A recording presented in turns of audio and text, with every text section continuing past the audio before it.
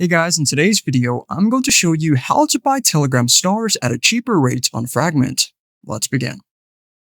So you are going to open up your web browser on your mobile device, and then you are going to type in fragment.com. After typing in fragment.com, you're going to be greeted by this page where it says that you need to connect your Ton wallet to continue. So you're going to go to the top right corner. So on the left side of that, you are going to select Connect Ton. You're going to connect your Ton wallets either by opening it in Telegram, or you can also use the bottom links. So I'm going to select Ton Keeper, and then you can also download the application if you want to, or you can sign in on the website. So you go to the bottom, then you can select Sign in with Ton Keeper Web. So now after you've logged in, if you go to the star section, you are going to select Buy Stars Package. So then after you've linked your Ton Keeper wallet, you are going to be greeted by this page where you can buy stars.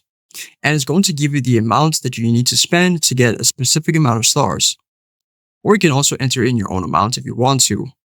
Then if you want more options, you're going to select the other place where it says show more options. And then you have other stars that you can purchase. And there you go. I hope this video was helpful for you, and I'll see you in the next one.